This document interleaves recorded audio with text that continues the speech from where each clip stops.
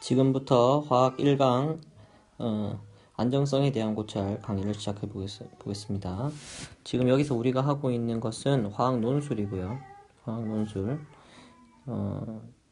기본편과 심화편이 있어요. 자, 좀 설명해 줄게요.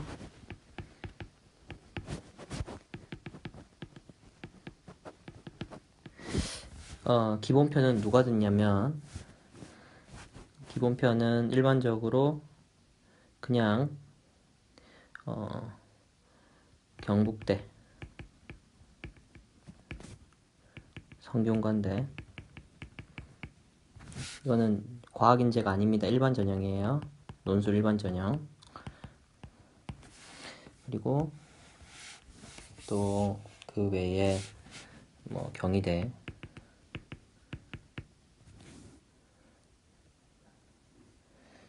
지금 이것들은 의예과를 제외한 나머지 일반과들입니다.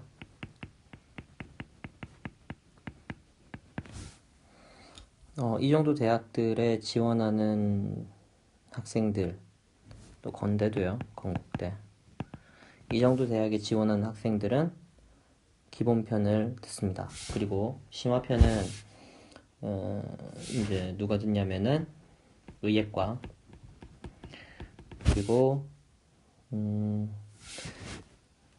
성균관대 중에서 성균관대 과학인재 전형,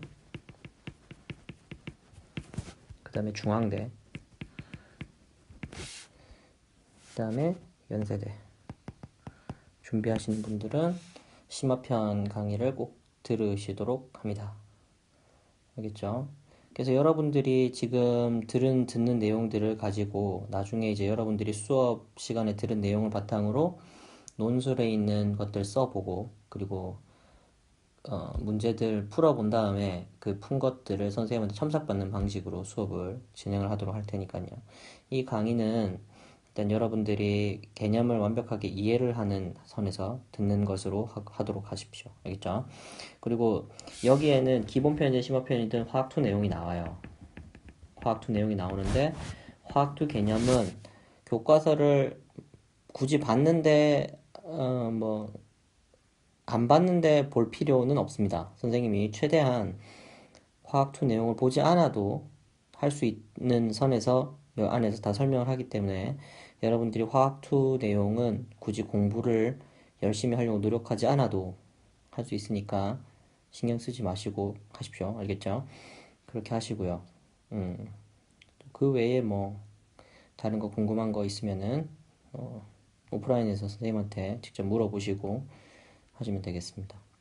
화학2 내용이 전부 다 들어가냐요, 선생님? 이렇게 물어보는 친구들이 항상 있어요. 그렇지는 않아요. 화학2 내용이 다 들어가지는 않고, 그 외에 뭐 여러 가지 여러분들이 할 때 좀 부족하거나 그런 부분들, 그러니까 논술에 빈출되는 주제들은 선생님이 이 강의 내에서 기본편이든 심화편이든 다 다루기 때문에 그 정도로 여러분들이 이해를 하고 가면 되겠습니다.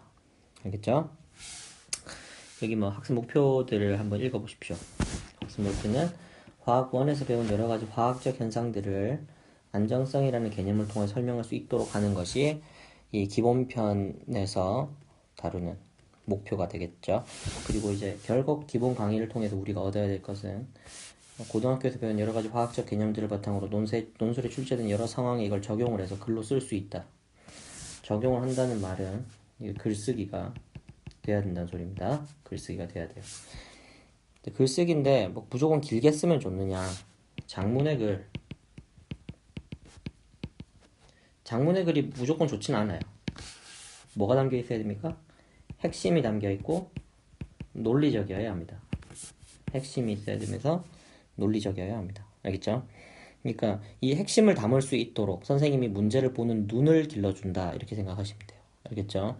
모든 것들을 바탕으로 이제 여러분들이 글을 쓰게 될 것인데, 이제 뭐 이 선생님이 지금 가르쳐주는 이 내용들을 통해서 여러분들이 문제만 딱 봤을 때, 거기에 제시문을 보지 않아도 문제만 딱 봤을 때, 아, 이거는 이렇게 쓰는 거야 라고 그 글의 방향을 바로 추측할 수 있도록 하는 것이 선생님의 목표입니다.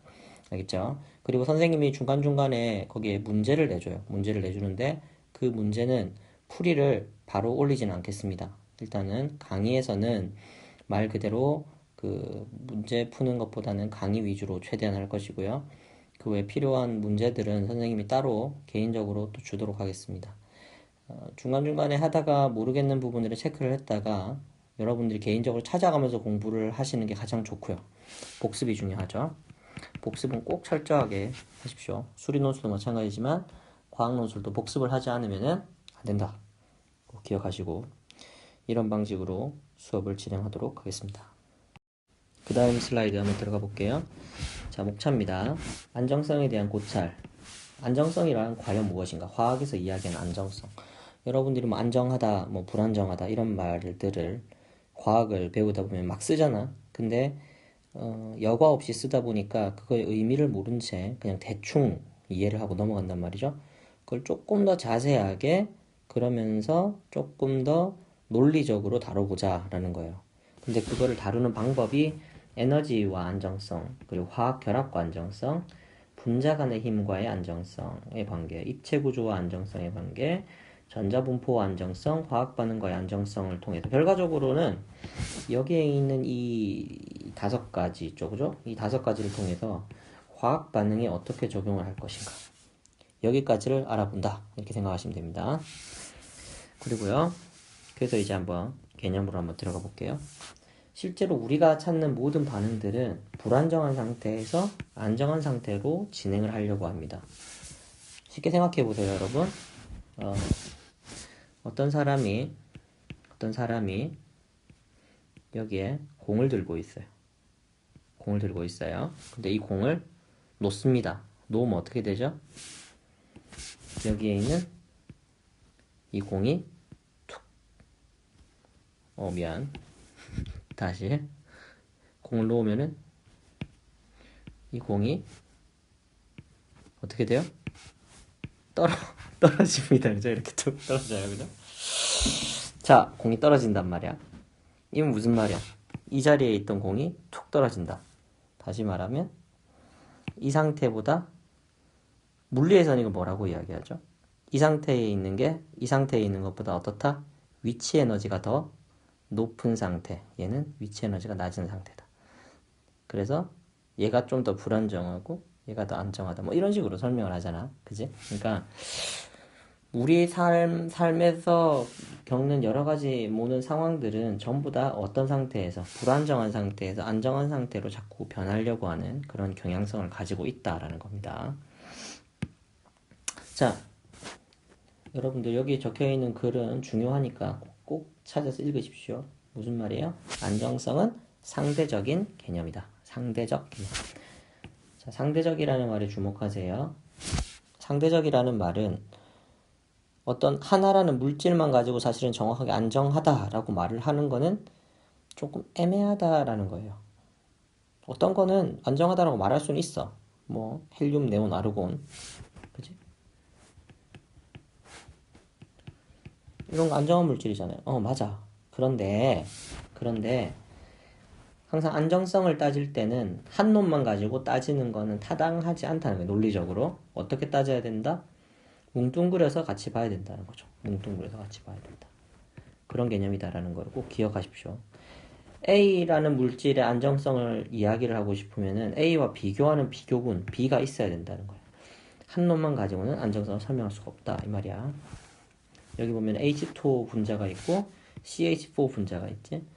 그러니까 쉽게 말해서 선생님 아까 전에 이야기 상대적인 개념이에요. 그럼 다시 말하면 이 두 개를 비교를 해보자는 거야. 이 두 개를 비교를 해보자. H2O하고 CH4를 비교를 합니다. 일단은 H2O는 극성입니다. 그죠? 극성이고요. 얘는 무극성이죠. H2O는 극성인데 어때요? 얘는 그래서 그리고 분자량을 보면은 분자량은 얘는 18이고요. 얘는 16입니다.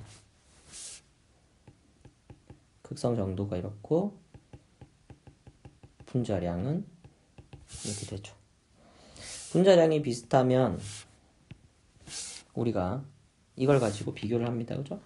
비교를 하는데 끓는 점을 한번 따져볼게요. 끓는 점을 한번 따져보면은 H2O 같은 경우에는 100도씨에 끓죠. 근데 이건 영하에 끓여요. 다시 말하면 영하에 끓는다는 말은 상온에서는 뭐다는 거야? 얘는 기체라는 말이에요.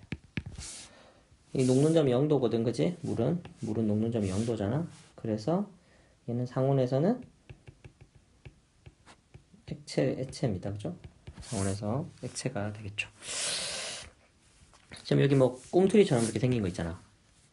얘는 뭐냐면 하나, 둘, 셋, 넷, 다섯, 여섯, 일곱, 여덟 개. 그러니까 탄소가 8개짜리. C8, H는 몇 개냐? 18이야? 18? 맞죠? 그죠? 이렇게 나와요. 노말 옥테인이라는 분자고요. 노말 옥테인이라는 분자고, 얘는 아까 전에 했듯이 물이에요. 다 조사했죠. 근데 얘는 끓는 점이 몇 도냐면은 끓는 점이 114도, 8도 이 사이에요. 114도에서 118도 사이인데, 그럼 한번 생각해보자. 얘 끓는 점 100도지. 얘는 114도에서 118도쯤 돼서 끓는단 말이야. 그럼 이 두 개를 비교를 하는 게, 안정성을 비교를 하는 게 타당할까라는 거야. 얘는 타당합니다. 왜 타당해? 얘는 분자량이 18, 16 비슷하거든. 얘는 분자량이 얼마일까요? 96에다가 18 더하면 얼마야? 116이죠, 분자량이. 얘는 분자량이 116이죠. 얘는 분자량이 얼마야? 아까 전에 했지? 18이잖아. 그럼 생각해봐.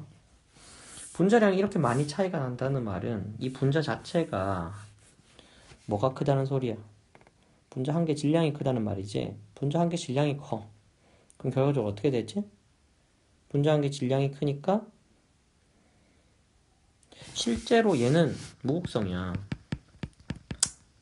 봐봐. 이 두 개를 비교를 하는 건 타당해요. 그럼 타당한데 이 두 개를 한번 비교해 보자고.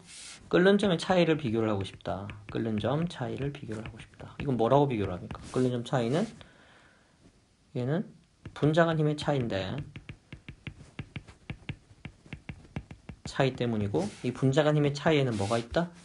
H2O 같은 경우에는 물인데 쌍극자 모멘트가 있고 분산력이 있고 수소 결합이 있다. 이거는 지금 뭐 여러분들이 잘 몰라도 괜찮아요. 뒤로 가면 할 거니까 이런 게 있다라는 것만 여러분들이 알아놓으시면 돼요. 물의 경우에는 이렇게 돼 있고, CH4A 같은 경우에는 얘는 분산력밖에 없다는 거야. 무극성 분자이기 때문에. 그러면 얘는 가진 그 분자간 힘이 더 세겠지. 힘이 더 세니까 H2O는 더 잘 안 끓는다 이 말이야. 근데 이제 노말 옥테인 같은 경우에는 이런 식으로 비교를 하고 싶으면 분자간 힘의 차이로 비교를 하고 싶어요? 그럼 노말 옥테인은 뭘 가지고 있느냐? 노말 옥테인은 얘는 분산력밖에 없단 말이야. 왜냐면은 탄화수소는 뭐니까? 무극성이기 때문에. 근데 끓는 점이 114도에서 118도 정도 돼. 근데 얘는 100도야. 비슷하지? 비슷한데 얘보다 얘가 더 세잖아. 그럼 분자간 힘이 얘가 더 세기 때문에 그렇다. 말은 맞아. 말은 맞는데 사람들은 이렇게 이 두 개를 비교를 잘 한다 안 한다? 이렇게는 비교를 잘 안 한다고. 왜요? 비교 대상이 적절하지 않기 때문에 그렇습니다. 그러니까 쉽게 말하면 무슨 말이냐 이 말이야. 자, 여러분들의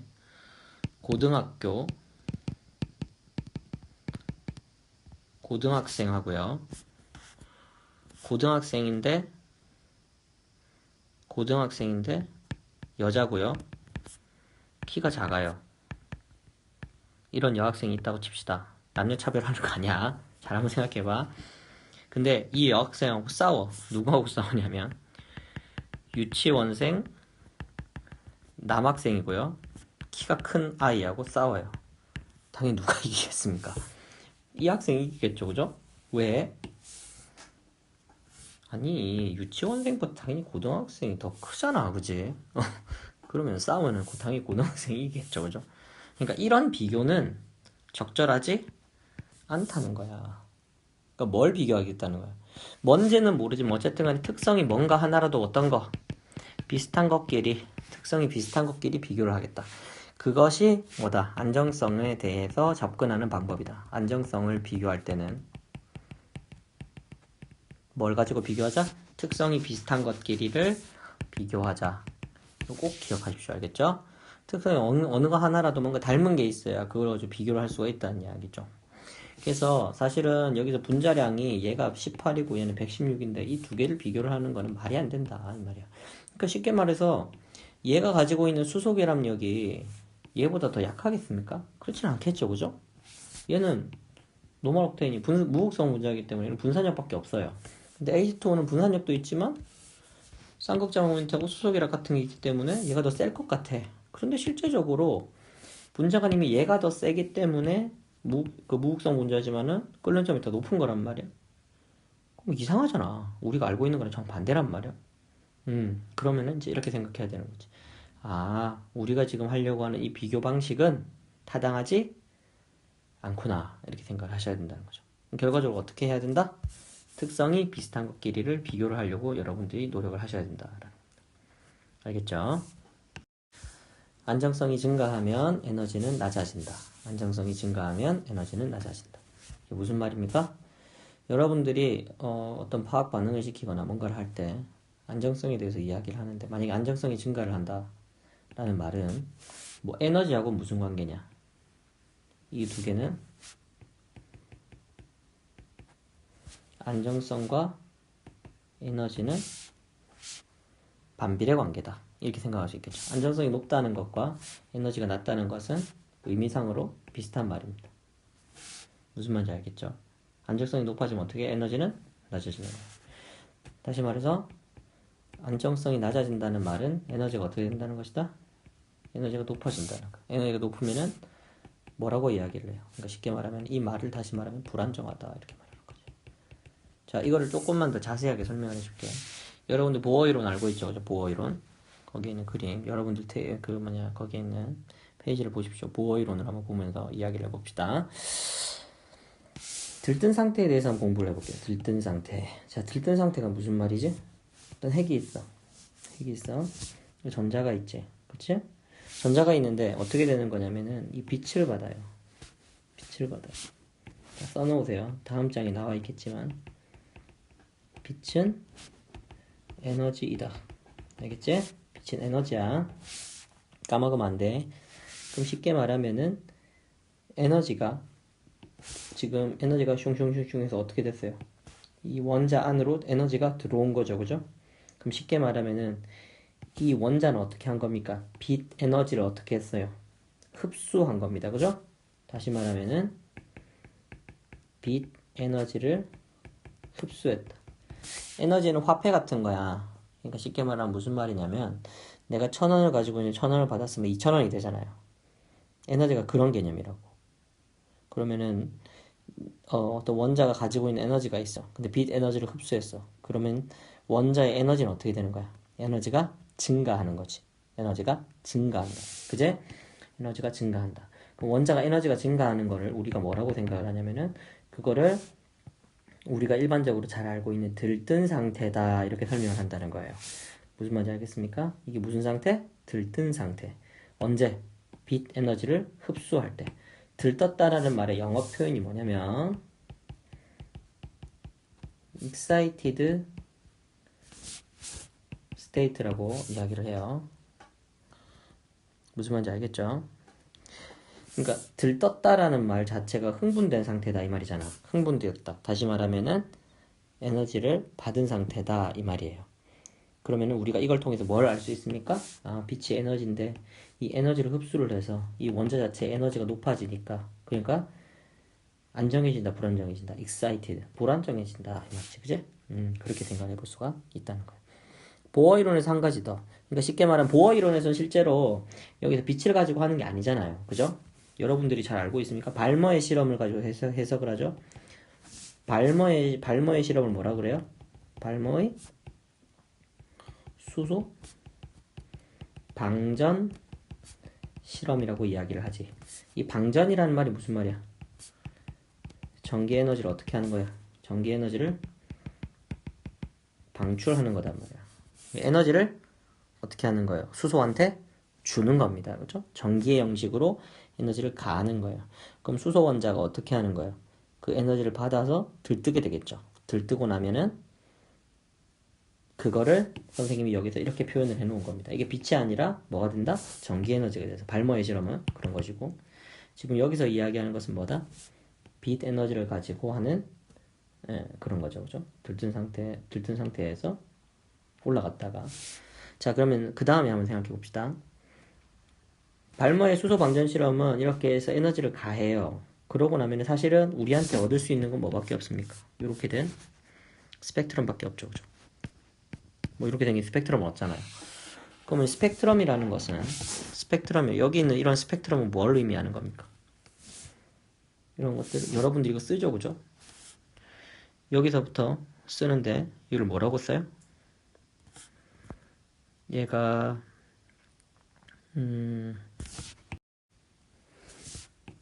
얘가 3에서 2로 가죠, 그죠? 얘는 4에서 2로 가는 것이고 5에서 2로 가는 거고 얘가 6에서 2로 가는 겁니다, 그죠? 이게 무슨 말이에요?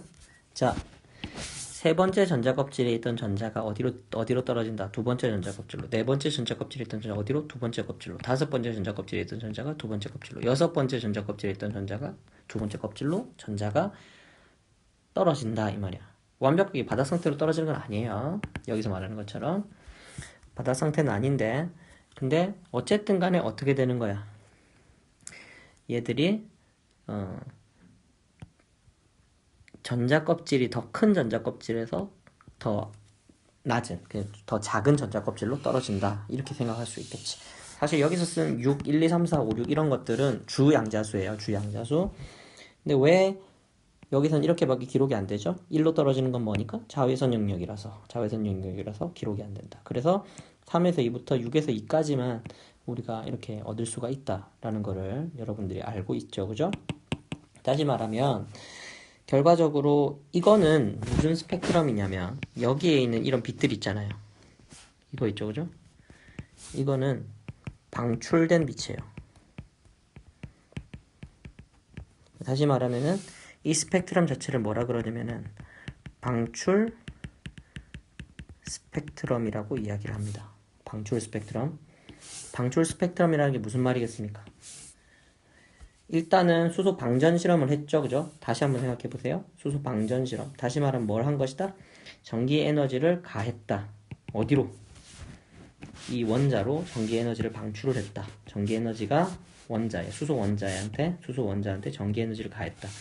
그래서 이 수소 원자들이 뭐 두 번째 껍질, 세 번째 껍질, 네 번째 껍질, 다섯 번째, 여섯 번째 껍질 막 그런 데로 막 들뜨겠죠, 그죠? 들떠서 막 이렇게 올라간단 말이야, 막 그지? 전자들이 막 올라가. 원자를 하나만 넣은 게 아니니까 어떤 거는 뭐 두 번째 전자 껍질로 가는 놈도 있고, 세 번째로 가는 놈도 있고, 네 번째 가는, 다섯 번째 가는 놈 있겠지. 또 가만 놔두면 걔는 어떻게 돼? 그 상태가 안정이에요, 불안정이에요? 불안정하잖아. 불안정해. 어떻게 되려고 하겠어? 다시 전자가 바닥 상태로 이렇게 떨어지려고 하겠죠. 떨어지는 것 중에서 바닥 상태로 바로 떨어지는 놈도 있지만 어떻게 떨어지는 거야? 두 번째 껍질로 떨어지는 놈들이 존재를 하더라는 거지. 이렇게. 그지? 세 번째 껍질에서 두 번째로, 네 번째 껍질에서 두 번째로, 다섯 번째 껍질에서 두 번째, 여섯 번째 껍질에서 두 번째로. 그러면은 뭘 내놓겠습니까? 여기 나와 있는 것처럼, 이 그림에 나와 있는 것처럼 들뜬 전자는 떨어질 때에 여기서 떨어질 때 나오는 에너지가 있다는 이야기예요. 왜? 에너지를 흡수해서 전자가 들뜨니까 떨어질 때는 어떻게 하는 거야? 에너지를 내놓는다는 거지. 근데 내놓는데 여기서 보듯이 이게 스펙트럼이라는 말 자체가 빛이라는 뜻이거든. 방출 스펙트럼이라는 말은 무슨 말이야? 빛이 나온다 이 말이지. 빛이 나온다. 나온 빛을 본다 이 말이야. 나온 빛을 본다. 그러니까 여기서 에너지가 빛이 아까 에너지라고 했잖아, 그지? 높은 껍질에서 낮은 껍질로 떨어지면서 어떻게 한다? 빛 에너지를 내놓는다 이 말이야. 그래서 여러분들이 보어의 이론, 그죠? 발머의 수소 방전 실험을 해석한 보어의 이론만 제대로 이해를 해도 화학에 대해서 아주 많은 것들을 여러분들이 이해를 하고 넘어가게 되는 거예요. 무슨 말인지 알겠죠? 바닥 상태는 뭐 그냥 썼으니까 써줄게. 바닥 상태는 그라운드 스테이트라고 부릅니다, 그죠? 바닥 상태는 그라운드 스테이트라고 그래요. 어쨌든 빛이 에너지잖아, 그지? 에너지를 어떻게 한다? 다시 방출하는 것이다. 자, 선생님 조금만 더 깊이 있는 이야기를 해볼게요. 자, 빛 에너지를 흡수하다가 어디까지 갈 수 있겠습니까? 빛 에너지를 흡수하다 보면 전자 껍질이 어느 전자 껍질까지 가겠습니까? 무한대 전자 껍질까지 전자가 갈 수 있겠죠. 무한대 전자 껍질까지 간 거를 뭐라 그래요? 이온화되었다라고 이야기를 합니다.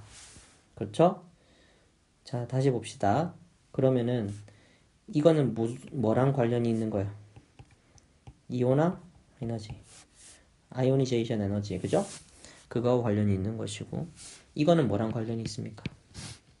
일렉트론 어피니티, 전자 친화도하고 관련이 있습니다. 무슨 말인지 알겠죠? 자, 왜 그럴까요? 개념 자체가 그렇다는 거야. 이게 어떻게 되는 거냐면, 여기서 빛 에너지를 줬어. 가하면 어떻게 돼? 그 빛이 점점 들떠서 다른 껍질로 이렇게 들떠서 올라가겠죠. 들떠서 올라가다가 어디까지 올라갑니까? 가장 외곽에 있는 껍질. 그걸 우리는 무한대 껍질이라고 그러죠. 무한대 껍질은 다시 말하면 무슨 껍질이야? 전자가 완전히 해리되는 전자 껍질까지 올라간다 이 말이지. 요거는 뭐겠어? 그게 이온화 에너지 개념이랑 연관이 돼 있죠. 그죠?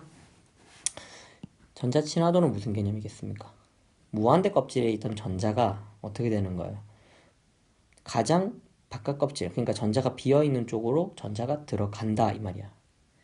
그러니까 가장 안정한 상태로 전자가 들어간다는 이야기죠. 그럼 생각해 보세요. 가장 바깥 껍질에 있던 전자라는 거는 전자가 원래 이 핵이랑 관련이 있었어 없었어? 없었지. 근데 그 전자가 어떻게 되는 거야? 들어오면서 어떻게 됩니까? 들어오면서 무한대 껍질에서 여기까지 들어올 때까지의 에너지 갭만큼의 에너지를 어떻게 하는 거야? 빛의 형태로 방출을 한다 이 말이죠. 그래서 이온화 에너지는 어떻게 돼요? 발열 과정입니까? 흡열 과정입니까? 열이라는 거 에너지를 말하는 거야, 그지? 발열이에요, 흡열이에요? 이거는 흡열 과정입니다, 그죠? 이온화 에너지는 흡열 과정이고요. 일렉트론 어피니티. 일반적으로 이제 모든 것들이 다 그런 건 아닌데, 어쨌든 간에 전자 친화도는 무슨 개념이겠어요? 빛 에너지를 받은 거잖아요. 빛 에너지를 내놓는 거죠. 내놓는 거죠, 그죠? 무한대 껍질에 있던 전자가 바닥 상태로 트래핑이 일어나면서 잡히는 거겠죠. 그럼 결과적으로 이건 뭐다? 일반적으로 얘는 발열이다. 이렇게 말할 수가 있을 겁니다. 그죠? 자, 이제 그 다음 슬라이드를 보시면은 그 다음 슬라이드 제목이 없죠? 제목을 좀 적을까요? 빛의 종류와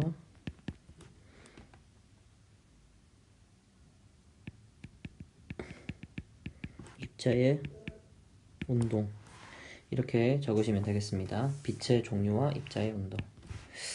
자, 우리가 보는 빛이라는 거는 이런 식으로 라디오파, 마이크로파, 적외선, 가시광선, 자외선 영역, 그 다음에 엑스레이, 감마레이 이런 것들이 있어요. 이게 빛이 지금 이렇게 많은 종류의 빛들이 있단 말이야. 이쪽으로 갈수록 어떤 빛이야? 약한 빛이지? 이쪽으로 갈수록 강한 빛입니다.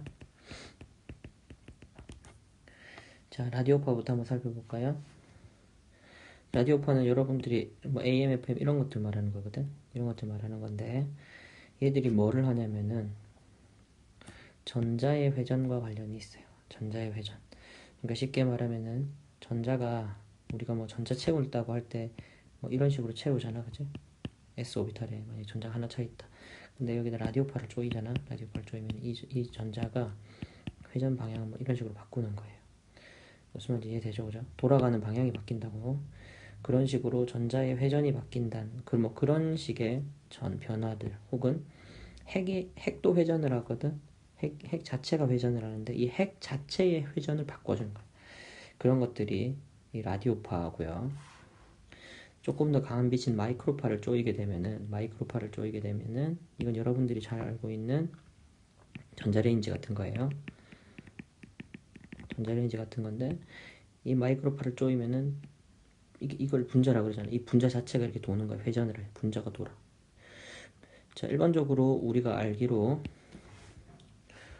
자, 온도하고 뭐가 비례관계입니까? 온도와 평균 운동에너지, 그죠? 평균 운동에너지. 이게 비례관계라는 거 우리가 알고 있습니다. 그죠? 그래서 다시 말하면 무슨 말이냐면은 온도가 높아진다면은 운동 에너지가 더 커진다라고 볼 수 있단 말이야. 이 마이크로파만 쪼이게 되면은 얘들이 회전 운동을 하죠. 회전 운동을 하니까 운동 에너지가 순간적으로 어떻게 급격하게 커집니다. 그죠? 운동 에너지 급격하게 커지니까 결과적으로 온도가 어떻게 된다? 온도가 올라간다. 우리가 이렇게 볼 수가 있겠죠.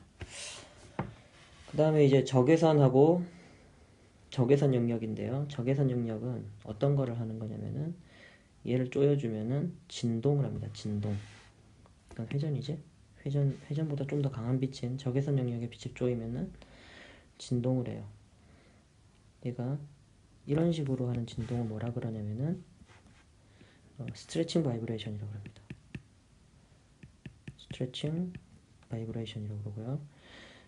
그 다음에 이거는 밴딩 바이브레이션이라고 해요. 그러니까 이제 스트레칭은 이제 뭐 하는 거야? 좁혔다가 폈다가 굽혔다가 폈다 이런 식으로 하는 거죠. 그죠? 근데 이거 밴딩은 말 그대로 이렇게 굽어지는 거죠. 굽어지는 거죠. 그죠? 이렇게 이 방향으로 같이 이렇게 안으로 들어왔다가 밖으로 이렇게 나갔다가 스트레칭 바이브레이션, 밴딩 바이브레이션 둘 다 일어날 수 있는 거예요. 적외선 영역에서는. 알겠죠? 그렇고 가시광선, 자외선하고 엑스레이까지 가시광선, 비지블 영역, 그리고 자외선, UV, 그리고 엑스레이까지 이 정도의 에너지, 빛 에너지는 무슨 역할을 하냐면은 이 빛 에너지를 가할 때 전자 에너지 준위를 바꿔줍니다. 전자 에너지 준위를 바꿔줍니다. 전자 에너지 준위가 안쪽 껍질을 있던 게 바깥쪽 껍질로 가기도 하고요. 가시광선, 자외선 영역은 여러분들이 아는 보어 이론에서 나오는 거와 똑같은 거죠. 그죠? 자외선 영역이 원래 첫 번째 전자 껍질로 수소 원자일 때 첫 번째 전자 껍질로 떨어지는 거를 자외선 영역이라고 그러지. 근데 실질적으로는 핵이 하나가 아니라 핵 안에서도 양성자가 뭐 2개 이상 뭐 이렇게 되면 점점 기하급수적으로 에너지가 전기적 에너지가 더 커진단 말이지. 그러니까 결과적으로 그것 때문에 자외선 영역에 에너지를 가지는 거예요. 첫 번째 전자 껍질로 떨어지지 않아도. 그래서 가시광선 자외선 영역의 빛은 전자의 준위를 바꿔주고 엑스레이는 좀 더 어떻게 하냐면은 아예 이걸 가해버리면 여기는 전자 하나가 이렇게 탁 튕겨져서 나가버리는 겁니다. 바깥 안쪽 전자 껍질에 있는 전자도 이온화를 바로 시켜버릴 수 있는 그 정도가 되는 빛이에요. 그래서 이 빛을 많이 쪼이면은 몸에 안 좋겠죠, 그죠? 그렇고요. 그래서 사실은 이제 엑스레이 빛을 가지고 뭐를 할 수 있냐면은 실질적으로 뭐 S오비탈이라든지 P오비탈이라든지 D오비탈이라든지 이런 것들의 에너지 준위 같은 걸 결정을 할 수가 있는 거지. 에너지 준위 같은 거 엑스레이 빛 같은 걸로 이런 걸 결정을 할 수가 있는 거예요. 그러니까 쉽게 말하면은 어떤 걸 볼 수 있다는 거야. 우리가 어느 정도 엑스레이 빛의 세기를 가하니까 어떤 전자 하나가 튀어나가더라. 그러면은 그 빛의 세기에 따라서 피크 같은 게 뜰 텐데 그 피크를 뜬 걸 보면서 아 얘는 이 정도 에너지를 가지는 것, 아 이거는 아 이게 어느 껍질에 있는 무슨 오비탈이겠구나 뭐 이런 식으로 우리가 추측을 할 수 있게 해준다라는 거죠. 그 다음 감마레이가 있는데요. 감마레이는 핵 형태를 바꿔주는 겁니다. 핵 형태를 바꿔주는 건데 그러니까 쉽게 말하면 이거는 감마레이를 쪼이게 되면은 핵이 이렇게 생긴 핵이 있다면은 이 핵이 이렇게 동그랗게 변한다든지 이런 식으로 핵 모양이 살짝 바뀌는 거예요. 핵 안에 있는 양성자, 중성자 이런 것들이 있잖아. 그렇지. 이게 여러분들이 어디서 봤습니까? 핵이 붕괴하죠, 그죠? 방사성 동위원소 핵 붕괴할 때 내놓는 자외선이 200종류 정도 있는데 그 중에 감마선이라는 게 있지. 그게 이겁니다. 그러니까 이건 뭐랑 관련이 있는 거야? 말 그대로 핵 반응이랑 관련이 있는 거죠. 그죠? 핵 반응이랑 관련이 있는 것이다. 여러분들이 이렇게 이해를 하면 되겠습니다. 이 정도는 좀 외워두시면 좋습니다. 그러니까 어떻게 외워두냐면 이 표를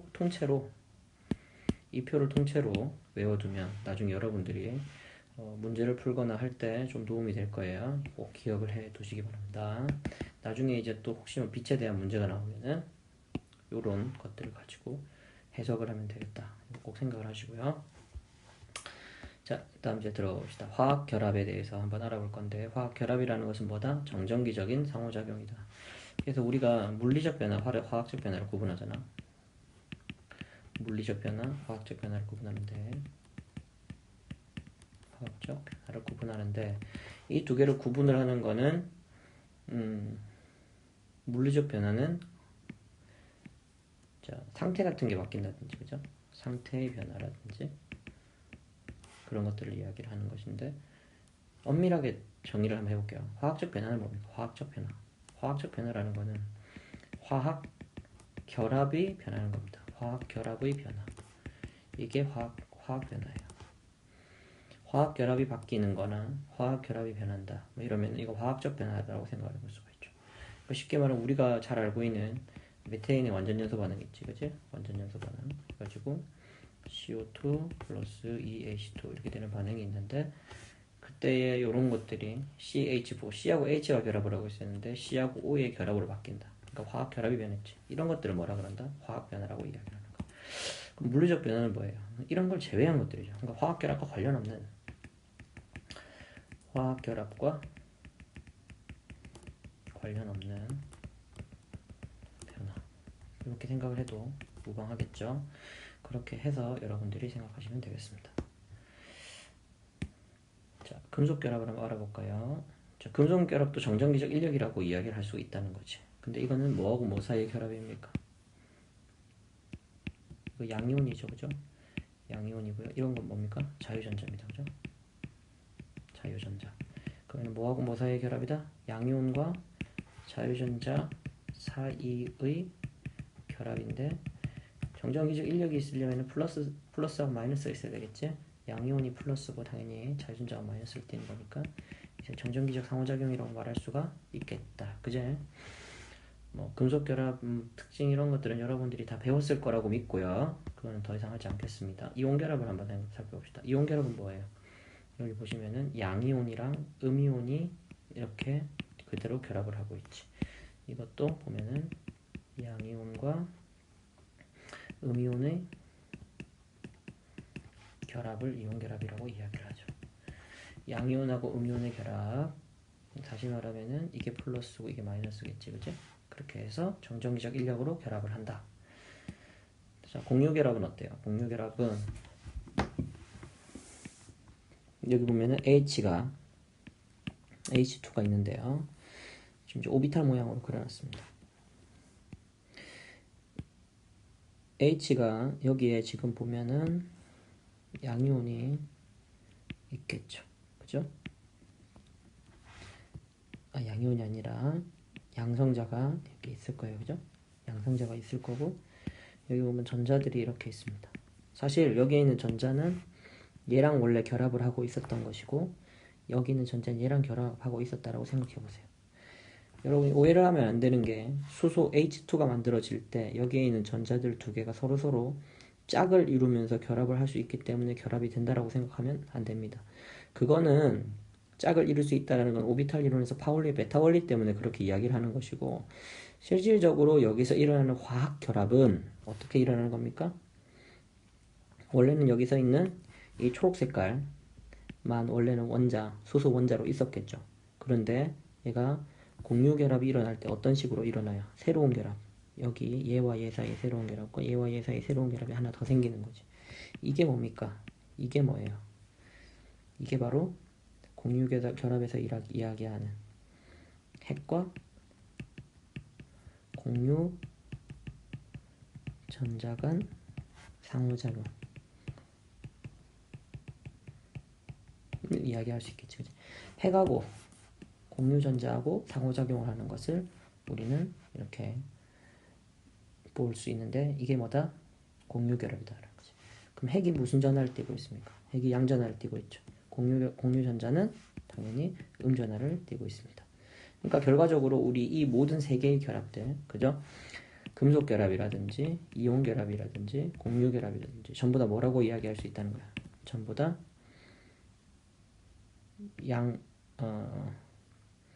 정전기적, 그죠? 정전기적 인력에 의한 결합이라고 말할 수가 있겠죠, 그죠? 그렇게 말할 수 있고요. 자, 그 다음 결합이 생기면 안정해진다. 결합이 생기면 안정해진다. 자, 무슨 말이냐면, 자, 화학 결합을 하게 되면은 안정해진다. 그리고 안정해지면 에너지가 낮은 상태로 간다 그랬지. 그럼 다시 말하면은 결합이 생긴다. 그럼 안정해진다. 그럼 에너지적으로는 어떻게 된다? 에너지적으로는 더 낮아진다. 이렇게 말할 수가 있다. 이 말이야. 다시 한번 아까 전에 앞에서 했던 거를 갖고 와서 조금만 더 설명을 해볼게요. 자, 어떤 원자가 있습니다. 어떤 원자가 빛을 받았어요. 빛을 받으면 에너지를 받은 거다, 그지? 에너지를 받았는데 전자가 들뜨죠. 그럼 여기에 있는 에너지는 적어도 어느 에너지겠습니까?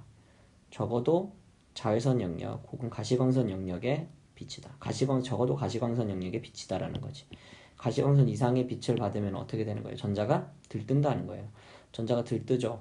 그러면은 계속 전자가 이렇게 에너지를 계속 받습니다. 그럼 들뜨다가 어디까지 가겠어요? 무한대 전자 껍질까지 갑니다. 그걸 우리가 뭐라 그런다? 이온화 에너지라 그런다. 이 과정을 다시 한번 생각해 봅시다. 이온화 에너지라는 것은 빛을 받아서 전자가 무한대 껍질로 가서 전자가 떨어져 나가는 과정을 이야기하는 거지. 근데 여기서 한번 생각해봐. 얘하고 얘 사이는 뭐라고 이거 뭐라고 이야기할 수 있어. 이 자체를 화학 결합이라고 말할 수 있겠죠, 그죠? 화학 결합이라고 말할 수 있어요. 핵과 전자 사이의 결합이니까, 그죠? 화학 결합이라고 말할 수 있을 것인데 이것이 어떻게 된다라는 이야기야. 빛을 받으니까 끊어진다 이 말이지. 다시 말하면 이거는 화학 결합을 어떻게 되는 어떤 과정이라고 볼 수 있어? 화학 결합을 끊는 과정이라고 이야기를 할 수 있겠지. 그럼 요거 한번 생각해봐. 이거는 거꾸로 전자가 다시 바다 상태로 떨어지는 것을 나타낸 모형인데 이걸 이렇게 생각하지 말고 외부에 있었던 전자를 하나 생각해 봅시다. 무한대 전자 껍질에 있던 전자를 한번 생각해 봅시다. 이 전자가 들어와서 여기에 새로운 전자의 결합을 하나 만들어요. 그럼 똑같이 이것도 뭘 만들겠습니까? 빛 에너지가 방출되겠죠. 그죠? 수소 발모의 수소 방전 실험 해석한 거 선생님 아까 전에 해주면서 설명해 줬어요. 그죠? 그래서 어쨌든 여기서 이제 빛이 어떻게 됩니까? 빛이 나온다 이 말이에요. 빛이 나온다. 빛이 나오니까 결과적으로 에너지가 이번에는 방출되겠죠. 그죠? 근데 이건 다시 생각해 보면 이렇게 생각해 볼 수가 있단 말이에요. 실질적으로 여기에 있는 원자랑 여기에 있는 전자 사이에 있는 결합이 있었습니까? 없었습니까? 원래는 여기 있었을 때는 없었죠. 없었는데 어떻게 된다는 소리예요? 이 전자가 이쪽으로 들어오면서 핵과 전자 사이에 결합이 하나 생긴다 이렇게 말할 수가 있겠죠. 네, 그렇게 말할 수가 있다. 그래서 이건 무슨 과정이다? 화학 결합이 생기는 과정이다. 이렇게 말할 수가 있단 말이야. 이거랑 관련된 에너지가 이온화 에너지, 이거랑 관련된 에너지가 전자 친화도지. 이온화 과정은 무슨 과정이야? 이거는 흡열 과정이에요. 다시 말하면 무슨 말이냐면 화학 결합을 끊는 과정은 에너지를 어떻게 해야 된다? 흡수해야 된다는 거지. 그러면 원자가 에너지를 받으면 어떻게 된다는 거지? 이온이 되면서 전자를 이렇게 내놓겠죠, 그죠? 쉽게 말하면은 여기서 나오는 원자와 여기서 있는 이온은 양이온이겠죠, 그죠? 전자를 잃었으니까 양이온. 원자와 양이온 사이에는 어느 게 더 에너지적으로 더 불안정한 겁니까? 에너지를 받아서 양이온이 된 이놈이 더 불안정한 거죠. 에너지적으로 볼 때는. 무슨 말인지 알겠죠? 전자 친화도 개념을 다시 한번 생각해 봅시다. 이건 그럼 어떻게 되는 거예요? 똑같이 어떤 원자가 있어요. 원자가 있는데 얘는 전자를 받습니다. 전자를 받아서 음이온이 되죠. 음이온이 되는데 그때 이 전자의 개념을 생각해보면 이게 어디 있었다? 무한대 전자 껍질에 있었다. 그런데 원자하고 결합을 한다. 결합을 하니까 결과적으로 화학 결합이 생기는 과정이다. 화학 결합이 생기니까 그만큼 안정해질 것이고 에너지적으로 더 낮은 상태로 가는 거니까 에너지를 내놔야 됩니다. 그죠? 그러니까 쉽게 말하면은 우리가 일반적으로 생각해 볼 때 자, 그럼 이거를 결합이라는 관련 지어서 다시 한번 생각해 봅시다. 이거는 결합이 어떻게 되는 과정이야? 결합을 끊는 과정이지. 끊을 때는 에너지가 필요하다. 그제? 이거 무슨 과정? 흡열 과정이라고 이야기할 수 있고 이거는 무슨 과정이에요? 결합이 전자와 원자 사이에 그러니까 쉽게 말하면 핵하고 전자 사이에 결합이 하나 더 생기는 겁니다. 그죠? 그래서 음이온이 되는데 그때는 에너지를 방출한다. 이렇게 우리가 생각해 볼 수가 있겠지. 그지?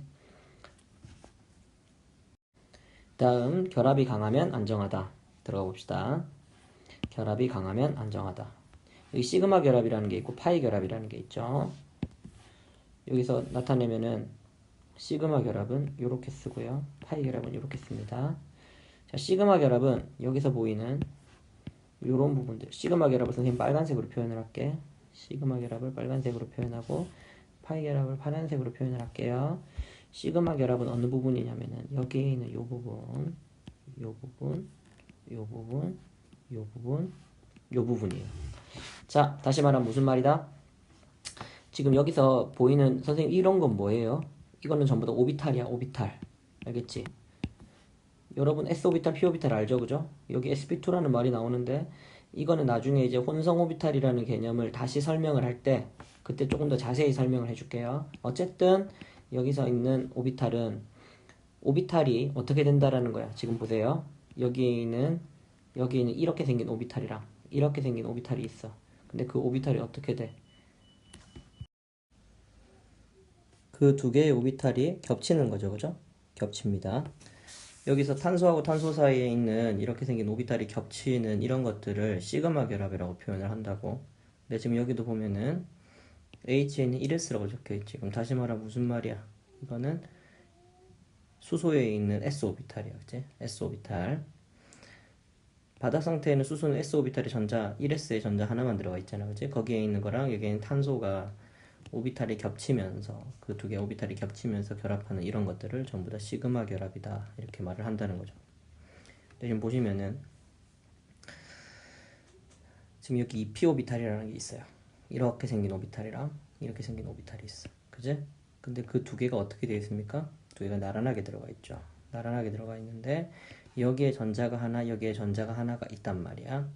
자, 그럼 어떻게 되겠니? 여기에 있는 전자 하나랑 여기에 있는 전자 하나가 서로 상호작용을 할 수 있게 되는 거예요. 그럼 이제 파이 결합이 되는 거죠. 파이 결합을 조금만 더 자세히 설명을 해준다면 이렇게 말할 수 있죠. 인접한 두 원자 간의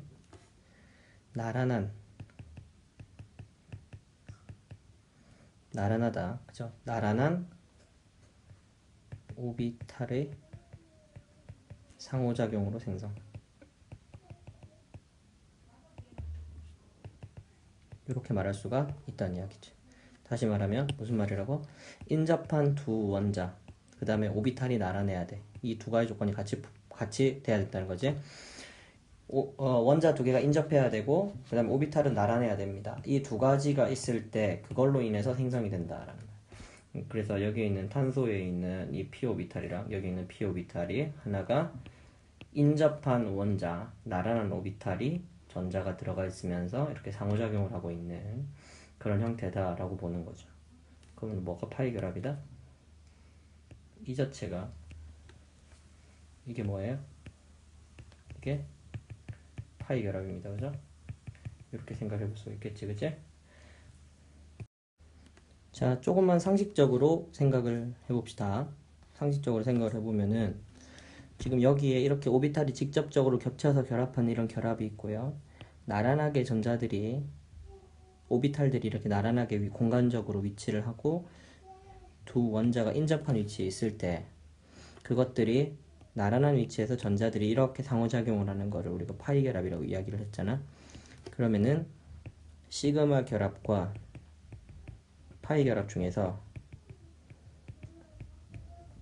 세기를 비교를 해봅시다. 어느 게 더 강하다고 이야기할 수 있겠습니까? 당연히 시그마 결합이 파이 결합 세기보다 더 강하다고 이야기할 수 있겠죠. 강하다는 말은 무슨 말이에요? 화학 결합을 하면 더 안정해지고 에너지적으로 낮아진다라고 이야기를 했잖아. 그러면 시그마 결합이 많을수록 더 안정해지고 더 낮아진다 이렇게 말할 수가 있겠지. 그지? 일반적으로 화학 결합이 더 많아지면 당연히 그만큼 안정해지는 것이고 에너지적으로 낮아지는데 그걸 떠나서 어떻게 되어 있으면 시그마 결합하고 파이 결합이 같이 있다고 생각을 해볼 때 그 중에서는 시그마 결합이 더 강하니까 시그마 결합이 개수가 같아도 많은 쪽이 더 안정하다라고 볼 수 있다는 거지. 그래서 사실은 밑에 있는 부산대 모의 변형 문제를 한번 풀어봅시다. 자, 선생님이 여기에 내는 문제들은 여러분들이 잠깐 스톱을 다 해놓으시고 그러고 나서 풀어봅니다. 알겠죠? 그냥 바로 풀이를 듣지 말고 스톱해놓고 풀어본 다음에 선생님 설명을 듣는 방식으로 그렇게 진행을 하도록 합시다. 일단 한번 풀어보십시오. 자, 선생님이 일단은 여기서 할 때 여러분들이 거기서 이제 실제로 강의를 들을 때는 스톱을 해놓으시고 문제 풀어보고 다시 듣도록 합니다. 자, 시작.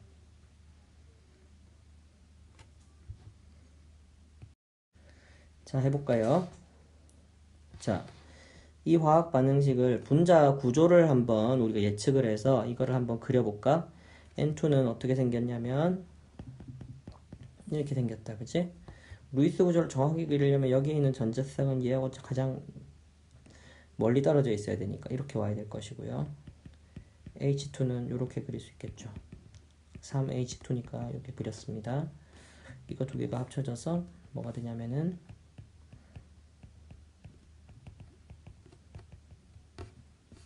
이 두 개가 만들어지겠지, 이렇게. 그지? 이렇게 만들어진다고.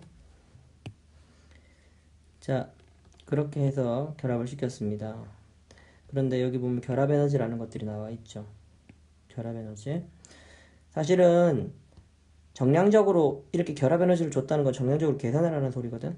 결합 에너지 단위가 뭐야? 이런 거 항상 단위를 잘 봐야 돼. 킬로줄 퍼 몰이다, 그지? 무슨 말이야? 1몰당 얼마의 에너지가 드는가? 1몰당 얼마의 에너지가 드는가?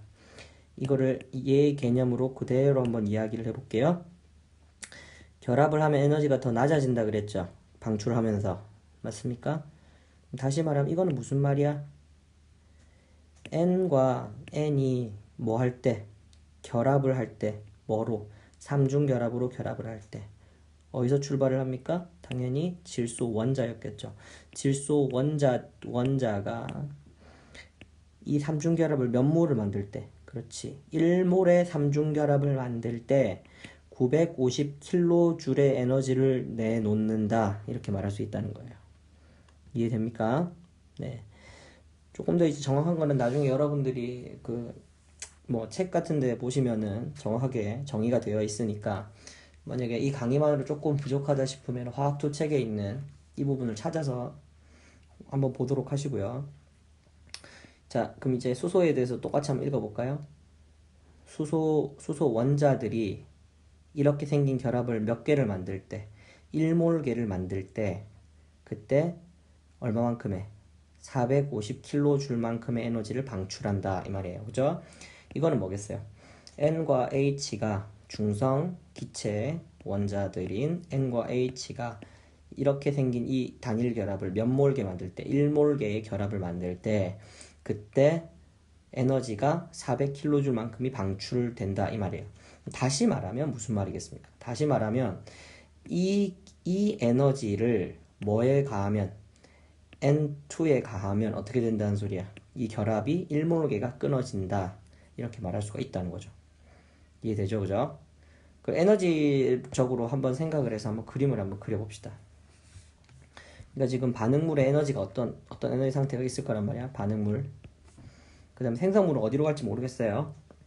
근데 우리가 가상의 상태를 한번 유출해 볼 수 있겠죠. 가상의 상태. 지금 우리가 그리는 것은 헤스의 법칙을 가지고 그리는 거예요. 헤스의 법칙. 자, 쉽게 말해서 얘가 1몰이 반응하면 얘는 3몰 반응하는 거죠. 그죠? 다시 말하면 얘들이 결합을 다 끊는다라고 생각을 한다는 이야기야. 무슨 말인지 알겠지? 그러면 다시 말하면 이 결합을 끊고 이 결합을 다 끊어야 된다는 소리예요. 그러면 얘는 1몰개의 삼중결합을 끊어야 되는 것이고 얘는 3몰개의 단일 결합을 끊어야 된다는 이야기죠. 그럼 결과적으로 어떻게 된다는 소리야? 얘들이 반응을 할 때 그만큼 에너지가 불안정해질 것인데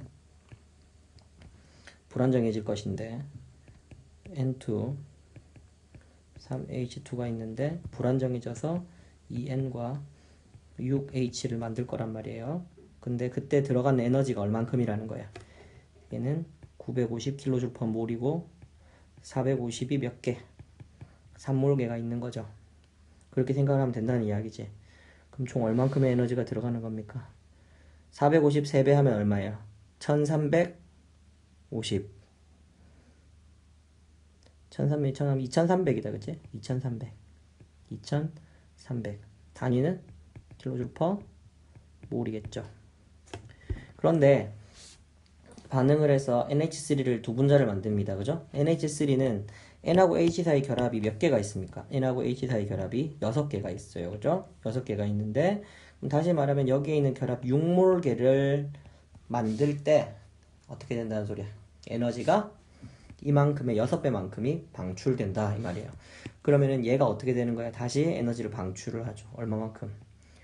곱하기 400만큼 방출을 해서 2400 킬로줄 퍼 몰이 된다라는 거지. 그래서 결과적으로 여기 생성물이 나온다 이 말이에요. 자, 그러면 얼만큼이? 여기가 100 킬로줄 퍼 몰이죠. 그 말 무슨 말이다? 반응물하고 생성물 중에 어느 게 더 에너지 상태가 높은 거야? 반응물이 더 에너지 상태가 높은 거지. 그럼 다시 말하면은, 자, 이거 햇세 법칙이라는 거는 쉽게 말해서 무슨 말이냐면, 반응물이나 생성물이나 이런 것들이, 반응물과 생성물이 뭐 온도라든지 압력이라든지 상태라든지 그 모든 조건이 같다라고 가정을 하고, 반응물과 생성물의 종류나 온도나 상태가 다 일정을 하다면, 그러면은 A에서 B로 가는 거랑 A에서 C를 거쳤다가 B로 가는 거랑 A에서 C, D를 거쳐서 E를 거쳐서 B로 가는 거나 상관없이 전체적인 에너지 변화, 지금은 여러분들이 안 배웠으니까 일단 이렇게 쓸게요. 이게 어떻다라는 거야? 이게 항상 일정하다라는 거예요. 전체 반응에 대해서 따질 때는. 무슨 말인지 알겠습니까? 그래서 에너지 보존 법칙 뭐 이렇게도 이야기를 합니다. 어쨌든 여러분들이 이거 보니까 이해가 되죠, 그죠? 그러니까 이게 무슨 반응이다? 에너지를 방출하는 발열 반응이다. 다시 말하면 이 반응은 발열 반응 이렇게 말할 수 있다는 거지. 그런데 이렇게만 말하면 재미가 없어. 그래서 우리는 어떻게 하고 싶냐면, 물론 답은 이렇게 내면 돼요. 이렇게 내면 되는데 어떻게 하고 싶냐면 얘들을 다 그걸 하고 싶습니다. 각각을 그냥 눈으로 한번 딱 보고 훑어서 읽었을 때 얘가 발열인지 흡열인지를 혹시 찾을 수는 없을까? 이 생각이 들어야 된다는 이야기예요. 어떻게 하면 찾을 수 있지? 자, 그럼 여기서 한번 보자는 거예요. 답은 이미 알았어, 그치? 발열 반응. 삼중결합이라는 것은 N2가 삼중결합을 할 때 N2의 삼중결합은 어떤 식으로 이루어지냐면 N이라는 놈은 sp 혼성을 합니다. sp 혼성을 하는데 다시 말하면은 s 오비탈 한 개랑 p 오비탈 하나가 섞이는 거야. 그래서 이 두 개가 섞이면 이런 식의 이거 하나하나가 각각의 sp 오비탈이에요. sp 오비탈이 두 개가 생깁니다. sp 오비탈이 두 개가 생겨요. 그래서 여기서는 사실은 이제 s 오비탈 하나, p 오비탈 하나 있었죠. 이렇게 생긴 이 아령형이 하나가 sp 오비탈 하나고, 그 다음에 이게 s 오비탈 하나란 말이야. 근데 그 두 개가 섞여서 이렇게 생긴 거 하나, 이렇게 생긴 거 하나, 두 개가 만들어지는 거야. s 오비탈은 구형이니까 방향성이 없지. 근데 p 오비탈은 방향성이 있잖아. 근데 구형 방향성 없는 거랑 방향성 있는 거 하나를 섞었어. 그러니까 이거의 방향성은 뭐의 방향성이랑 같다? 원래 p 오비탈의 방향성이랑 같으니까 p 오비탈과 방향성은 같은데 오비탈이 이런 식으로 두 개가 p 오비탈과 아주 비슷한 이런 식으로 두 개의 오비탈이 생긴다는 거예요. 그러면은 N 같은 경우에는 결합을 어떻게 하냐면, 그래서 이렇게 해서 sp 원성 오비탈의 전자가 요렇게 차고요. 요렇게 찹니다. 그 다음에 여기에 N이 전자가 5개 있죠. 자, 생각해보세요. 이쪽에 있는 것부터 한번 그려볼게. 얘는 전자가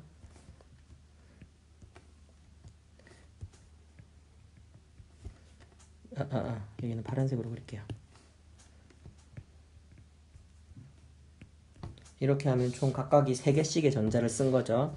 그러고 나서 여기에 비어있는 p 오비탈이 원래는 결합을 하지 않은 p 오비탈이 이렇게 하나 존재합니다.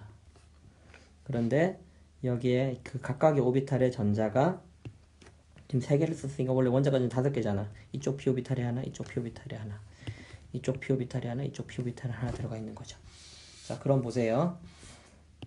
어쨌든 파이 결합은 시그마 결합 전에는 일반적으로 이루어지지 않습니다. 여러분들은 그렇게 생각하시면 더 쉬워요. 자, 어떻게? 파이 결합은 시그마 결합보다 먼저 잘 이루어지지 않는다라는 거야. 그러니까 뭘 먼저 한다? 항상 시그마 결합을 먼저 하고 파이 결합은 나중에 한다는 이야기지. 그러니까 시그마 결합 하나 무조건 만들어 놓고 시작을 하는 게 맞아요. 그러고 나서 보니까 여기 p 오비탈이 하나가 있는데 자, 선생님 파이 결합 뭐라 그랬어? 위에서 인접한 두 원자 간에 나란한 오비탈의 상호작용으로 생성되는 것이 파이 결합이다 그랬지. 자, 여기도 똑같이 한번 보자. 인접한 두 원자 N 인접한 두 원자 간에 나란한 오비탈이 나란하게 있으면, 그리고 거기에 전자들이 있을 때 얘들이 어떻게 한다, 이런 식으로 상호작용하고 이렇게 상호작용한다는 거죠. 무슨 말인지 알겠습니까? 그런 식으로 해서 이 방향으로 한 개, 이렇게 생긴 방향으로 한 개, 그 다음에 이 면, 그죠? 이렇게 생긴 면, 이 방향으로 한 개, 이렇게 해서 총 두 개의 시그마 결합, 두 개의 파이 결합이 생성된다는 거예요. 그래서 결과적으로는 좀 요걸 조금만 이야기를 해볼게요. 이야기를 해보면은 여기에 있는 N2 같은 경우에는 시그마 결합이 몇 개 있는 거야? 한 개 있는 거지. 그리고 파이 결합이 몇 개 있는 거예요? 두 개가 있는 겁니다. 그죠? H2 같은 경우에는 이거 전부 다 시그마 결합이겠죠. 1s하고 1s하고 이렇게 오비탈이 있으면서 겹쳐가지고 하는 결합이니까 얘들은 전부 다 시그마 결합입니다. 시그마 결합이 몇 개가 생기는 거? 하나, 둘, 세 개가 있었다는 거지. 그러면 시그마 결합이 3개니까 총 4개의 시그마 결합이 있었을 것이고 파이 결합 2개 있었다라는 거예요. 이렇게 미리 그냥 우리가 눈으로 딱 보는 순간 이렇게 찾을 수 있다라는 거야. 그 다음에 여기서 NH3를 한번 봐봐. NH3 보면 어떻게 생겼니? 여기 지금 N이 있고, 여기 N이 있고, 여기 H가 있는데 이 사이 결합이 있죠. 이거 N은 sp3 혼성을 해서 이런 식으로 있습니다. 그러면은 거기에 있는데 여기에 있는 수소가 1s 오비탈이 이렇게 있단 말이지. 그럼 얘하고 겹쳐서 결합을 하겠죠. 그럼 여기 있는 거 전부 다 무슨 결합이야? 당연히 시그마 결합이다. 그럼 시그마 결합이 몇 개 있는 거? 하나, 둘, 셋, 넷, 다섯, 6개. 시그마 결합이 6개. 반응물에서는 결합의 종류가 아까 전에 우리가 봤듯이 이랬고요. 생성물에서는 시그마 결합만 6개단 말이야. 그러면은 알짜 결합을 비교를 해보면은 여기서 이렇게 변한 거죠. 시그마 결합이 4개, 파이 결합이 2개 있었는데 시그마 결합만 6개로 변했어. 그럼 알짜적으로 생각을 해보면 파이 결합 2개가 뭐로 변했다? 시그마 결합 2개로 변했다. 그러면 이게 무슨 결합이라고 그랬어? 선생님이 아까 전에 파이 결합은 시그마 결합보다 더 약한 결합. 그러니까 이거는 불안정한 결합인 거지. 불안정한 결합이야. 불안정하다는 말은 에너지가 더 어떤 거야? 에너지가 높은 상태다 이 말이지. 그러면 시그마 결합은 안정한 결합이죠. 안정한 결합이고 강한 결합입니다. 그죠? 이게 상대적으로 그지? 이 두 개를 비교를 하면 얘는 강한 결합이란 말이지. 그리고 나서 에너지적으로 생각을 해보면 당연히 안정하니까 에너지가 더 낮은 상태야. 그러면은 에너지가 높은 상태에서 에너지 낮은 상태로 이렇게 간 거니까 무슨 반응이다? 발열 반응이다. 이렇게 말할 수 있다는 이야기죠. 무슨 말인지 알겠죠? 그러니까 여러분들이 항상 어떤 문제를 보거나 할 때 이제 화학이나 수학도 사실 마찬가지고 화학도 마찬가지인데 여러분들이 어떻게 문제를 대하고 문제를 풀어야 하냐면 제시문에 있는 글을 읽지 않고도 문제만 봤을 때 답이 어느 정도 보일 정도, 그 정도로 공부를 해야 된다는 이야기. 그래야지 여기서 나오는 이런 형식의 문제들을 여러분들이 풀 수가 있어요. 근데 만약에 이게 안 되잖아. 그럼 어차피 많이 해봤자 또 시간이 많이 걸리고, 그러니까 어떤 경우에는 이제 과학이랑 수학을 같이 치는 경우가 있거든. 그러면 시간이 별로 이렇게 많이 주질 않아요. 수학을 많이 풀어야 되는데 과학 때문에 수학 논술을 푸는 시간이 너무 모자라진단 말이에요. 그러면 이제 결과적으로 떨어지겠죠, 그죠? 그러니까 어떻게 풀어야 돼? 기계적으로 한 문제당 막 4분, 5분 만에 막 빨리 풀 수 있도록 그렇게 준비를 해야 됩니다. 그렇게 하려면 어떻게 해야 돼? 당연히 한번 풀 때 문제만 딱 봐도 답이 보일 정도로 공부를 해야 됩니다. 이제 그러면 화학을 많이 해야 되는 거 아닙니까? 많이 해야 돼. 많이 해야 되는데 나오는 게 정해져 있어. 그래서 딱 정해진 것만 딱 제대로 배우기만 하면 웬만한 대학들 문제들 다 풀 수 있을 정도 되니까 여러분들이 너무 걱정하지 마시고 수업을 잘 따라오시면 됩니다. 기초반 수업과 심화반 수업이 있는데 심화반 수업과 완벽하게 다 여러분들이 듣고 나면 사실은 거의 대부분의 내용들을 다 할 수 있는 거예요. 그 중에서도 사실 여러분들이 이제 기초반 내용만 완벽하게 마스터만 해도 그 웬만한 이제 쉬운 대학들, 선생님이 쉽다라는 게 상대적으로 이야기를 하는 건데, 그 뭐 연세대라든지 서울대라든지 이런 대학들이나 아니면은 의예과 문제 이런 거 빼고 나서 뭐 중앙대도 조금 어려운 편이고요. 그거 빼고 나서 나머지 대학들은 선생님이 지금 가르쳐 주는 것만 잘 해도 웬만한 거 풀 수 있다. 이렇게 생각하시면 됩니다. 자, 그러면 그 다음 장으로 한번 넘어가 볼게요.